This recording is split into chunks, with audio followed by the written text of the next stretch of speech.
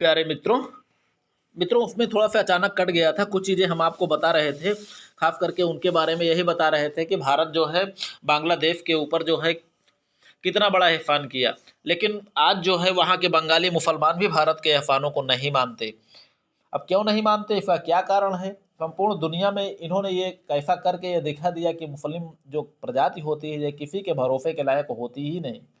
नहीं तो आप बताइए, भारत ने जो एहसान किया था इन जो है बांग्लादेशियों के ऊपर, जिनको उस समय हत्या, नरसंहार, तांडव, बलात्कार इन सब से बचाया था भारत ने। ऐसी स्थितियों में तो बांग्लादेश को भारत जैसे राष्ट्र का गुलाम बन जाना चाहिए खुद, लेकिन ऐसा कुछ नहीं। ठीक है, यहाँ की दो गवर्नमेंटें जो बनती हैं जिनके बारे में हम आपको बता रहे थे, तभी जो है यहाँ हमारा जो है फ़ोन कट हो गया था। तो गवर्नमेंटें जो बनती हैं इस समय, दोनों दो गवर्नमेंट बनती है। एक होती है खालिदा जिया की और दूसरी होती है शेख हसीना की। शेख हसीना शेख मुजीबुर रहमान की पुत्री थी। वही शेख मुजीबुर रहमान जिनको जो है बहुमत मिलने के बावजूद भी पाकिस्तान के पश्चिमी तानाशाहों ने इनको जो है उनको जेल में बंद कर दिया था। उनको भारत ने छुड़ा कर क्या उनके ऊपर आह्वान नहीं किया? ठीक है, बहुत बड़ा आह्वान किया। और दूसरी जो है खालिदा जिया, इनके पतिदेव हैं श्री जियाउर रहमान। वही जियाउर रहमान मित्रों जो कि उस समय जो है मुक्ति वाहिनी के अध्यक्ष हुआ करते थे। वही मुक्ति वाहिनी जो कि भारत से सहायता प्राप्त करके, भारत का सपोर्ट प्राप्त करके उस समय जो है ये क्या बोलते हैं उस नरसंहार के विरुद्ध काफ़ी दिनों तक जो है उस नरसंहार को रोके रखा और काफ़ी दिनों तक नरसंहार के विरुद्ध कार्यवाही करती रही और जिसे भारत ने पूर्ण सपोर्ट किया। लेकिन खालिदा जिया को यह भी नहीं मालूम है कि भारत का एहसान किया था उनके पति पर या नहीं। फिलहाल अंतर्राष्ट्रीय राजनीति है मित्रों, बहुत भरोसेमंद कोई नहीं होता और उतना भरोसा किसी पे करना भी नहीं चाहिए। ठीक है, क्योंकि अंतर्राष्ट्रीय राजनीति में ना कोई अस्थायी मित्र होता है ना शत्रु होता है। लेकिन भारत जैसे राष्ट्र के साथ जिसने कि कभी अपने दुश्मनों का भी अनुभव नहीं किया, अपने दुश्मनों को भी शरण देने वाला राष्ट्र है, जो कि हमारे वेदों और पुराणों में भी, महाकाव्यों में भी लिखा मिलता है कि हमने कभी भी, इतिहास साक्षी है कि हमने किसी को अकारण कभी परेशान नहीं किया। भारत ने कभी भी किसी पर अकारण आक्रमण ही नहीं किया, आक्रमण को झेलता रहा, अपने से छोटे छोटे राष्ट्रों का भी आक्रमण झेलता रहा। पाकिस्तान की क्या औकात है कि पाकिस्तान जो है भारत का मुकाबला कर सकता है? अब यहाँ पर देखिए, पाकिस्तान तो वह जब होता है भारत को धमकियाँ चुनौती देता रहता है, उसके बदले में भारत कभी कुछ नहीं कहता। बांग्लादेश को देख लीजिए, सीमा पर हमेशा जो है वहाँ पर भी विवाद व्याप्त रहता है, कभी गोलीबारी होती है, कभी कुछ होता है। ठीक है, भारत पर जो है शरणार्थियों का दबाव भारत के तरफ, तीन तरफ से घिरे हुए क्षेत्रों में अलग बढ़ा हुआ है। आज तक वे सब के सब वापस भी नहीं गए। ठीक है, नेपाल को देख लीजिए, विश्व का एकमात्र हिंदू राष्ट्र नेपाल। हालांकि जब तक राजशाही थी भारत नेपाल संबंध बहुत खराब नहीं थे, कभी उतार चढ़ाव बराबर होता रहता था, कभी थोड़ा सा तनाव हो जाता था, चीन को लेकर कोई तनाव हो जाता था।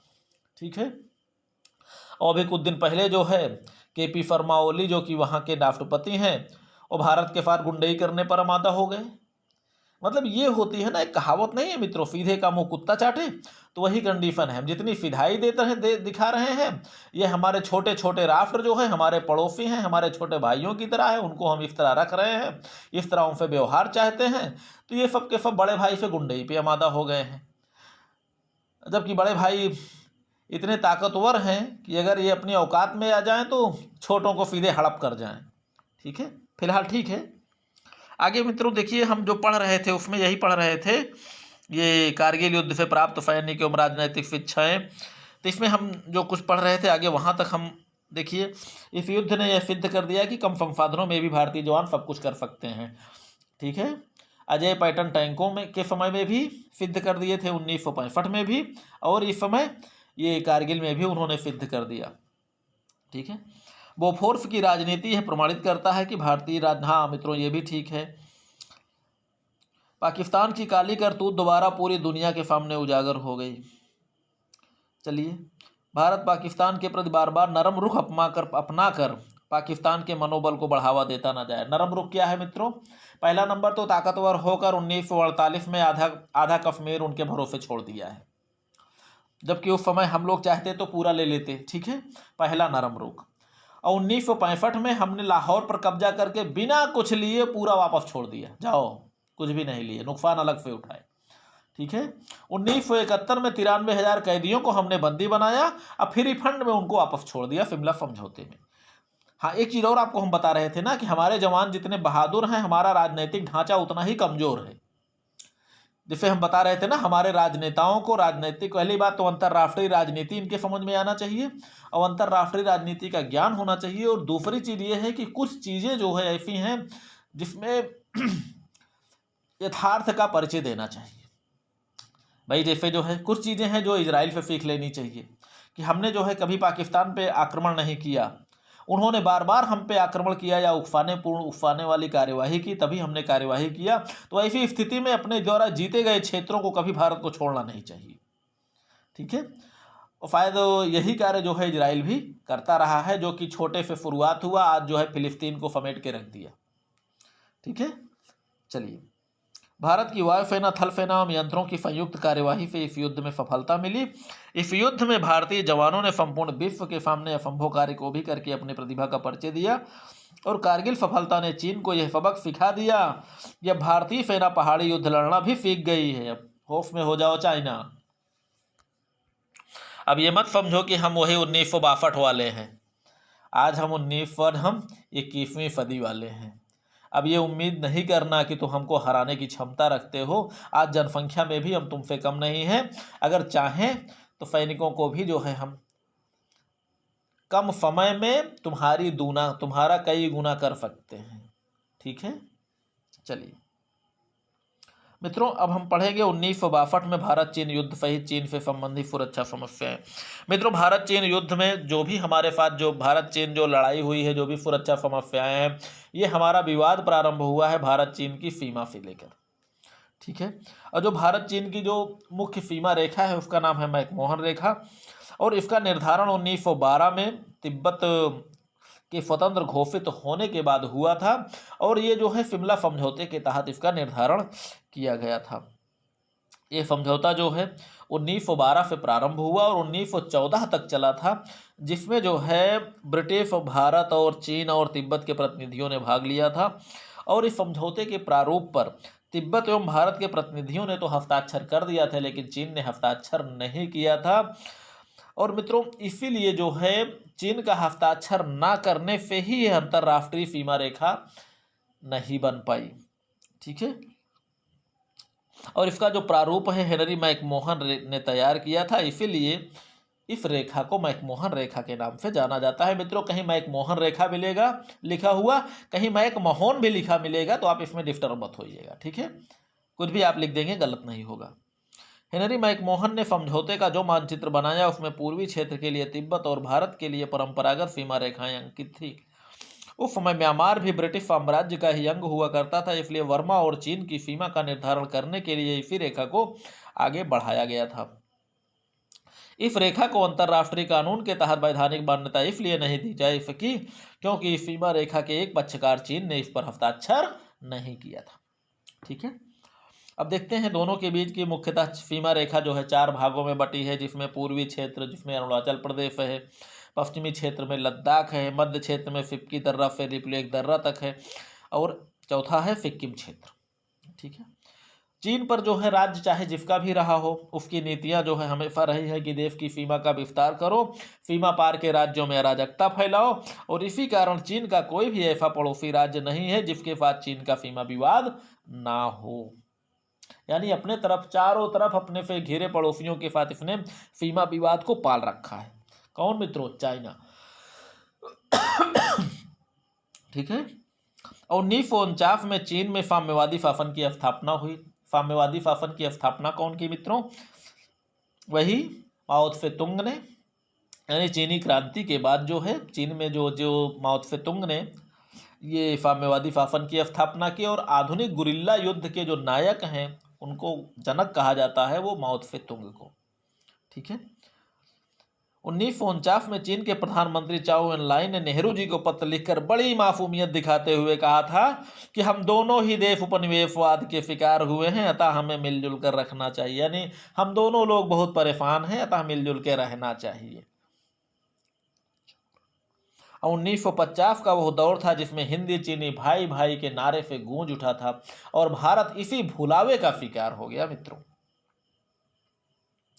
अक्टूबर 1950 में चीनी सेना ने तिब्बत में प्रवेश किया और तिब्बत में प्रवेश करके वहां पर जब अधिकार कर लिया, अपने पक्ष में मिला लिया, तो संभवतः जो भाई भाई का भारत ने वो भाई भाई का जो है नारा लगाया था भारत और चीन ने, हिंदी चीनी भाई भाई, और उसी जो है मिठास के तहत तिब्बत पर हो रहे इस जो है अन्याय के बारे में भारत कुछ बोल ही नहीं पाया। ठीक है, चलिए। अप्रैल 1954 में भारत चीन के बीच पंचशील समझौता भी हुआ और 1954 में तिब्बत को लेकर भारत चीन समझौते में सीमा विवाद का कोई प्रश्न ही नहीं था। इसलिए नहीं था कि चीन को बड़ी कार्यवाही करनी थी, उस बीच में अगर कुछ करता तो भारत सावधान हो जाता। ठीक।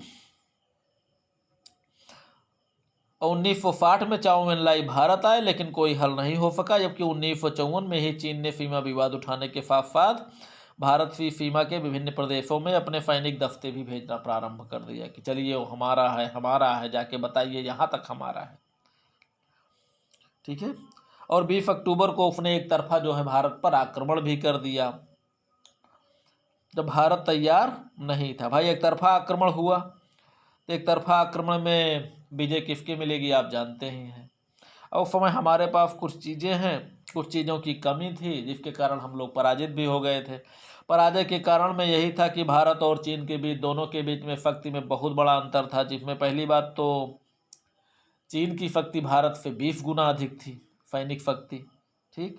हथियारों में भी अंतर था, जहां चीन के पास आधुनिक हथियार थे वहीं भारत के पास वही 303 जो इस समय होमगार्डों को दिया गया है, जो बंदूक हो जिसमें नीचे से लेकर और ऊपर मस्केट मॉडल जिसमें लकड़ी लगी होती है वही दिया गया था, जिसमें एक एक दो दो गोलियां भरी जाती है मित्रों, वही थी, वही उस समय हमारे पास बंदूकें थी, राइफल थी।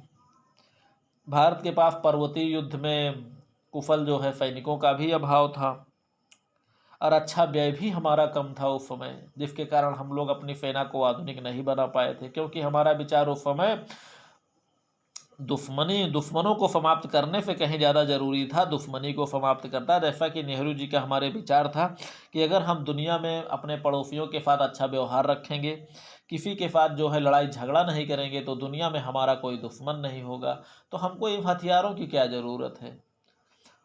ठीक है। और भारत की अर्थव्यवस्था भी इतनी अच्छी नहीं थी, क्योंकि अभी 1947 में ही आज़ाद हुआ था और भी ब्रिटिश सरकार ब्रिटेन ने जो है शोषण करके इसको छोड़ दिया था।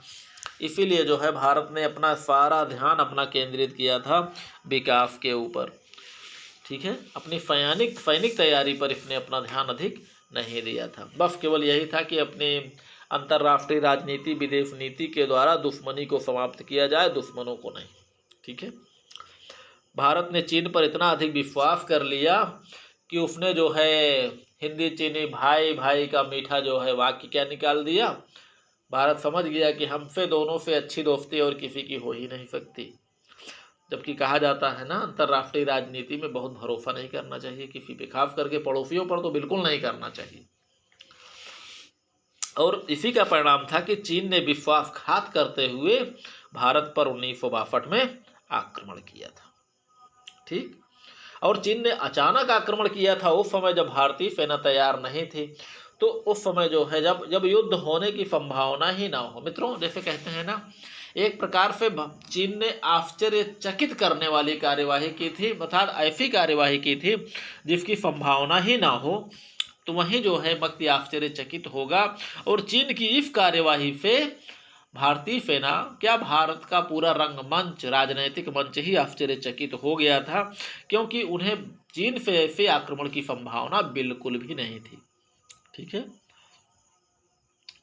चीन ने गुरिल्ला सिद्धांतों का प्रयोग किया था मित्रों। वैसे भी गुरिल्ला सिद्धांत आप लोगों को पढ़ाते समय बताया जाता है ना कि इसमें छल, बल, कपट, धोखा, गतिशीलता यानी तीव्र आक्रमण करके जो है विजय प्राप्त किया जाता है।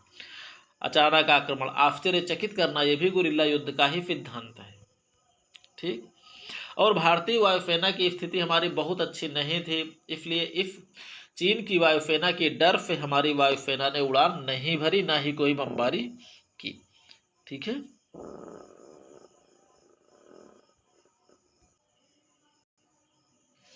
अब देखिए यहाँ पर हम थोड़ा सा पढ़ लेते हैं। भारत चीन युद्ध 1962 के प्रमुख कारण क्या थे एवं उसका उद्देश्य क्या था भारत को हराने का, जबकि हमारा पक्का मित्र उसमें बना हुआ था। नेहरू जी ने एक अच्छा मित्र बना दिया था।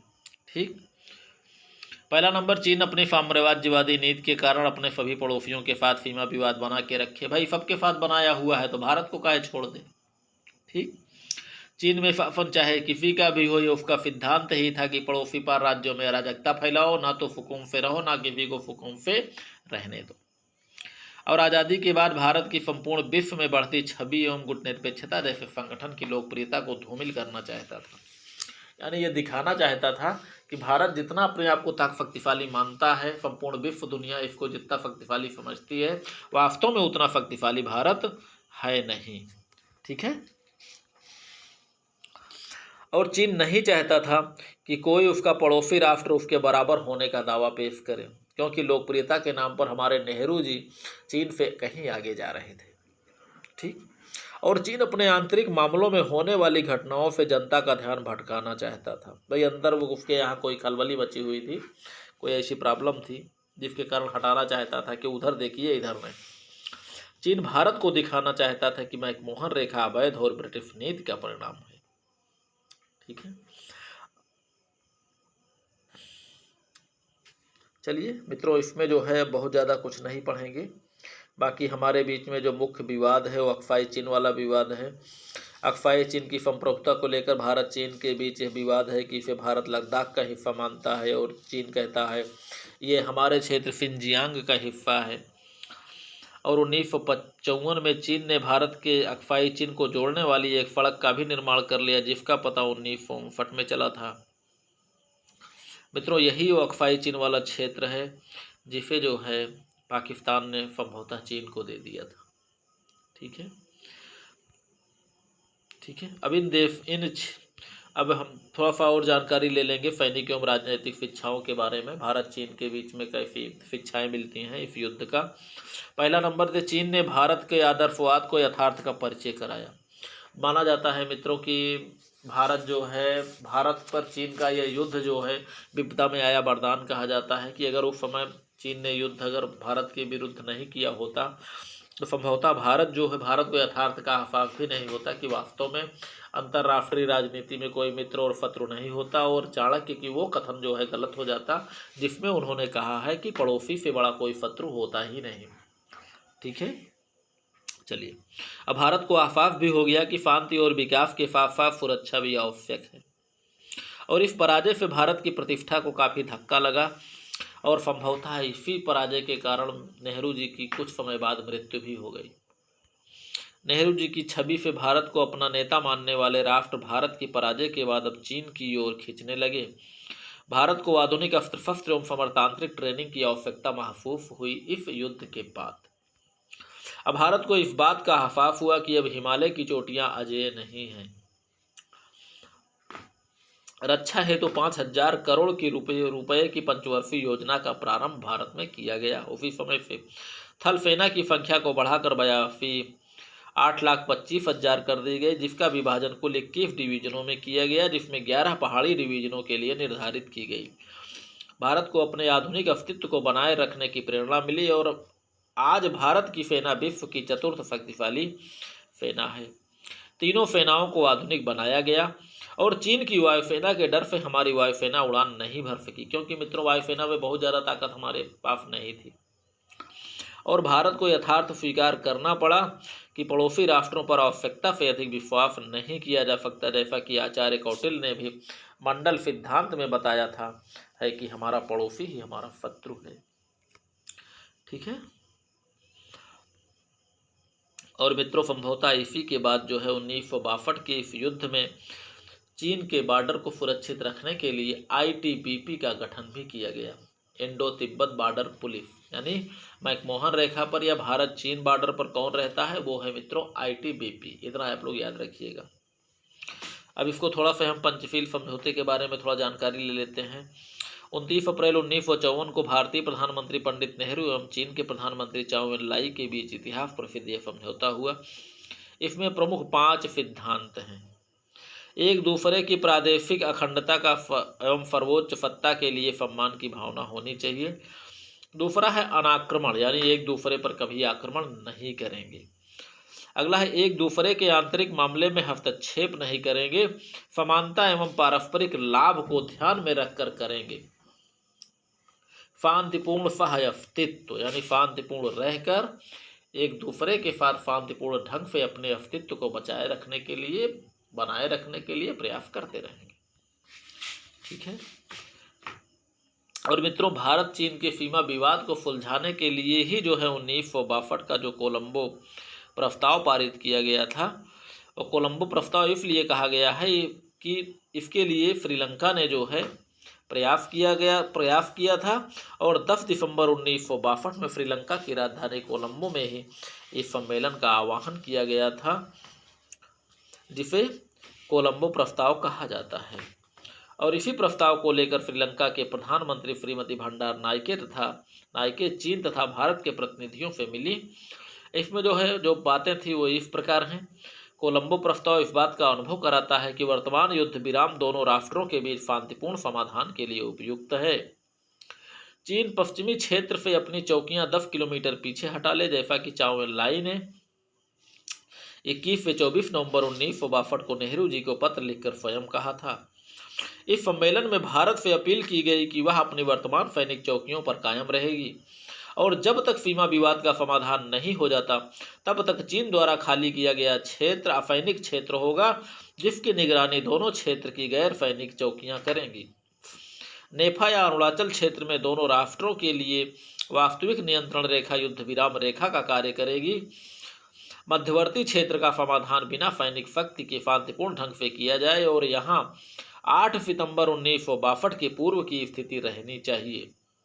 इन प्रस्तावों के क्रियान्वयन होने से दोनों देशों के प्रतिनिधियों के बीच युद्ध विराम की स्थितियों में समस्याओं को सुलझाने हेतु वार्ता का मार्ग प्रशस्त होगा, और इस प्रस्ताव को भारत मानने के लिए तैयार है मित्रों। लेकिन चीन का मत है कि भारत को मैकमोहन रेखा तक जाने का अधिकार नहीं होगा, और जिसके परिणाम स्वरूप कोलंबो प्रस्ताव भी जो है असफल हो गया। ठीक है मित्रों, यहाँ पर कुछ चीज़ें हम लोग नई चीज़ें पढ़ेंगे जो कि भारत के साथ जो है थोड़ा बहुत विवाद भी है। वन बेल्ट वन रोड, थोड़ा सा कुछ विवाद है, कुछ सुरक्षा समस्याएं हैं। वन बेल्ट वन रोड क्या है, आपसे पूछा जा सकता है। यह चीन की 2013 में प्रारंभ एक महत्वाकांक्षी परियोजना है, जिसके तहत एशिया, अफ्रीका, यूरोप एवं लैटिन अमेरिकी देशों को समुद्री मार्ग, सड़क मार्ग, रेल मार्ग, पाइपलाइन एवं बंदरगाहों से जोड़ना है।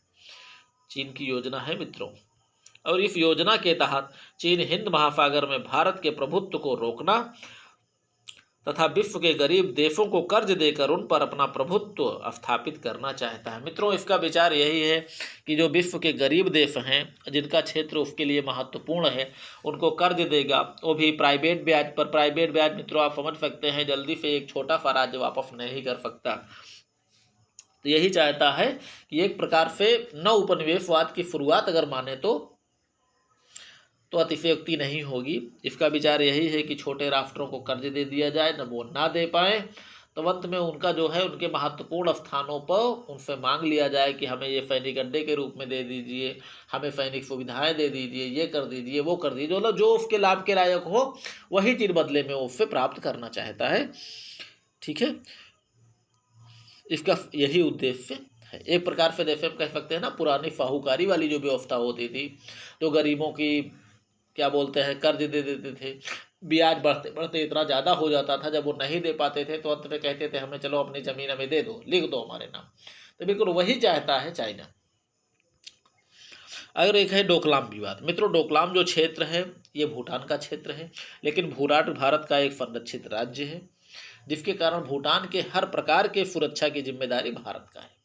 चलिए डोकलाम विवाद के बारे में भी थोड़ा सा जान लेते हैं।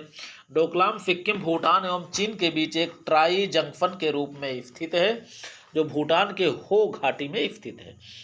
डोकलाम का क्षेत्रफल 89 वर्ग किलोमीटर है, जिस पर चीन अपना दावा पेश करता है। भारत का संरक्षित राज्य होने के कारण भूटान की सुरक्षा की जिम्मेदारी भारत की है। 16 जून 2017 को चीनी सेना पीपुल्स लिबरेशन आर्मी ने इस क्षेत्र में सड़क निर्माण करना प्रारंभ किया, और 18 जून को 300 भारतीय जवानों ने बुलडोजर लेकर इस सड़क निर्माण को रोक दिया। दोनों ओर के सैनिकों के बीच हाथापाई होती रही। यही सैनिक झड़प डोकलाम विवाद के नाम से जाना जाता है। 28 अगस्त 2017 को दोनों देश अपनी सेनाएं पीछे हटाने को तैयार हो गए। इस प्रकार 72 दिन तक चले इस डोकलाम विवाद का अंत हो गया। ठीक है मित्रों, यहाँ पर गोलियां नहीं चली, जो भी चली केवल हाथापाई हुई। एक दूसरे के बीच में जो विवाद हुआ केवल हाथों के द्वारा, भिड़ंत तो हुई तो केवल हाथों से, लेकिन गोलीबारी नहीं हुई। ठीक है, बाकी पढ़िए लिखिए, मस्त रहिए मित्रों। मित्रों लाइक और सब्सक्राइब जरूर कर दिया कीजिए, आप लोग करते नहीं हो मित्र। फिलहाल चलो आप लोग पढ़ते रहिए, हमारा जो उद्देश्य है। बाकी अगर आप लोग नहीं चाहते तो मत किया करो। ठीक।